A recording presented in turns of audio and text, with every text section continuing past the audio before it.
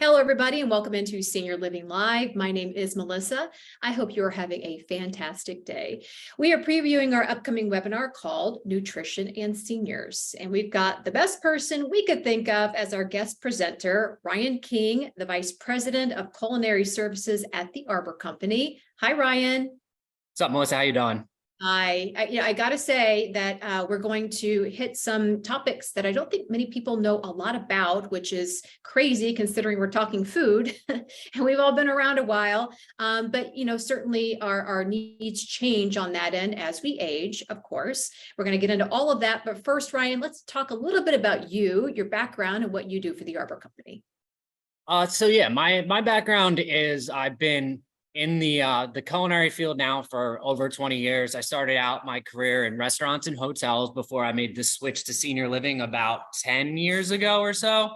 Full transparency, I thought I'd do a pit stop and then go right back to, restaurants and hotels and everything like that. But I fell in love with the industry, and apparently I do an okay job because I'm still here now. So it's been a great 10 years. I learned a lot from a lot of different people over the years, and looking forward to doing it for another 10. Yeah, we're fortunate to have you, obviously, at the Arbor Company. This is exciting because it's the first time we've had you on for a webinar. So let's get right into it. We've heard since we were kids, since we were young, eat a healthy, balanced, nutritional diet, right? That doesn't change as we get older. But when we talk about that, right, what does a diet rich in nutrients or a healthy diet for seniors look like? So exactly. So as we age, everything changes a little bit. So the biggest thing that changes is as we age, our metabolism slows down. So we may not require as many calories as we did when we were younger. However, that being said, the nutrient requirements stay the same, or in some cases are actually, you need to get more nutrients in to help, fuel the body as we age. So the biggest thing when it comes to the healthy diet aspect is kind of everybody's heard well-rounded and stuff like that, but that's really the way that it needs to be. You should be looking at your plate almost as a painting in a sense. It should have a variety of colors and different things on it, because all the different colors typically symbolize different nutrients, different things like that. So you want to have a plate that is, kind of vibrant in color. With obviously the major emphasis on your eating. The way I always tell people to eat, what you should prioritize is the protein aspect, because it's going to keep you full the longest, and protein is an essential nutrient for muscles, bones, all those types of things to keep them strong, because as we age, just naturally our muscle begin to break down. So by eating a diet that's rich in protein, we're slowing that process down and maintaining strength and muscle development as we move through the years. Yeah, so let's talk a little bit more about that and how our nutritional needs change as we age, because it sounds like some of the things that we talk about there are things you would want to do when you're younger as well. But there are, as you mentioned, some slight changes that need to be made as you age, so that you're getting the proper nutrients. Correct?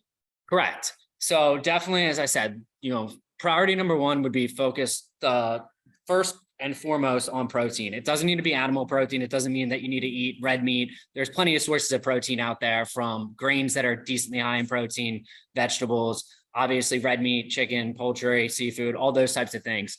So you always want to start there. And then you want to move into, a variety of vegetables. So, everybody knows about kale, green leafy vegetables, plenty of vitamins, stuff along those lines, but it doesn't stop there. I mean, so many vegetables have so many different health benefits that if you can fill up a decent amount of your plate with that, you're gonna get that nutrient requirements that your body needs. And then obviously your body needs carbohydrates, as they use it as the initial source of fuel for your body. So we do want to get those in too, but we want to make sure that we're kind of erring on the side of the healthier alternatives. So what I mean by that is not like refined carbohydrates. So stay away from like white rice, white bread. You want to be going with whole grains, ancient grains, things along those nature, where you're going to get the best bang for your buck. Nice. Yeah, those are some things people can change right now today with their diet.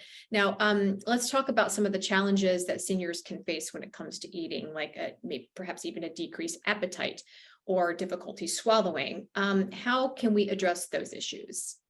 So some of the things that are pretty common is, depending on medication, health related issues, different things along those lines, some of the things that we see is, to your point, the decreased appetite, and then you have to worry about dehydration as well. So the hydration piece is extremely important, because as we age, our thirst sense, for lack of a better way of saying it, decreases. So you don't feel it as strongly as you do when you're younger. So you might not realize that you are as thirsty and in as need of hydration as you actually are. So we want to make sure that we're, emphasizing, drinking plenty of water throughout the day. And then to your other point is, we run into certain things, whether it be swallowing issues, chewing issues. So there's a lot of avenues that you can take when it comes to like modifying diets, in a sense of, all right, if you're having difficulty swallowing, we're going to want to stay away from, things with sharp edges, crunchier foods, things along that nature. So we're going to want to use softer foods, maybe a little bit more on the sauce front to make it easier to chew and swallow for you. And then, also we can focus on the size. So it might require, chopping things up into smaller pieces to make it easier to swallow. And then on the furthest end of the spectrum would be, ultimately the puree aspect of the food. But I don't like using the term puree, because it necessarily, it kind of goes to people thinking of baby food and stuff like that. When I'm talking about purees, the plate should look the same as a regular plate. So it might be a pureed chicken breast, but it's going to appear as a chicken breast on the plate with broccoli and stuff like that. So it still looks visually appealing, because that's one of the things. Obviously, everybody's heard the old adage, you eat with your eyes first, but it's true. The more appealing and delicious something looks, there's a direct correlation to satisfaction and the amount somebody eats. So it starts there.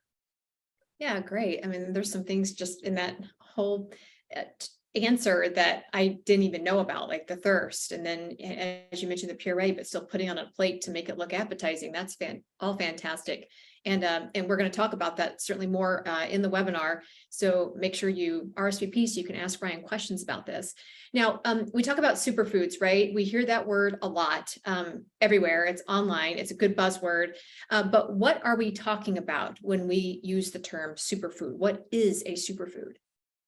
So essentially, superfoods are any type of natural food that are both nutrient dense and also low in calories.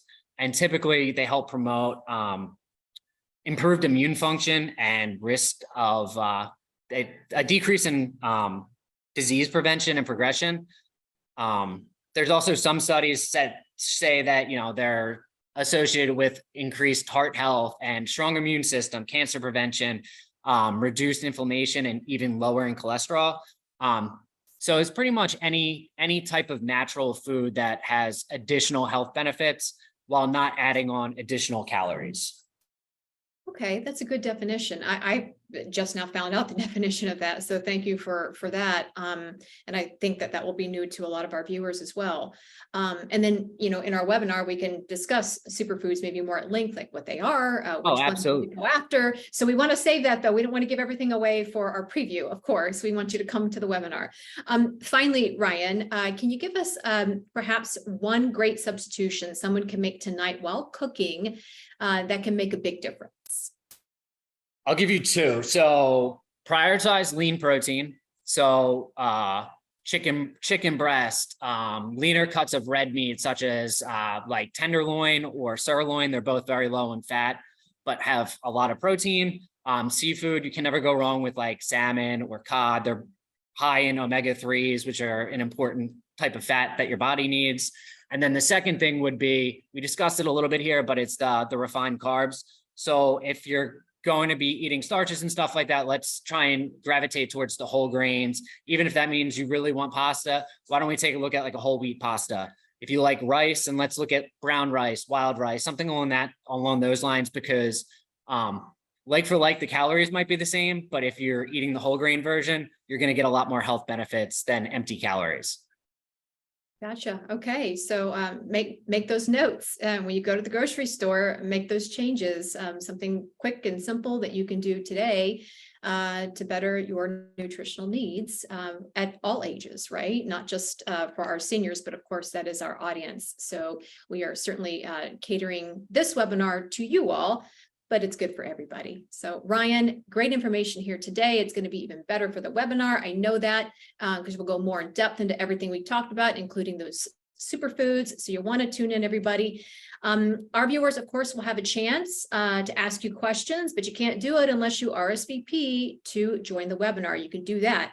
www.seniorlivinglive.com to attend our webinar, Nutrition and Seniors, June 26th at noon Eastern. Ryan, we will see you then. Absolutely. Thanks, Melissa.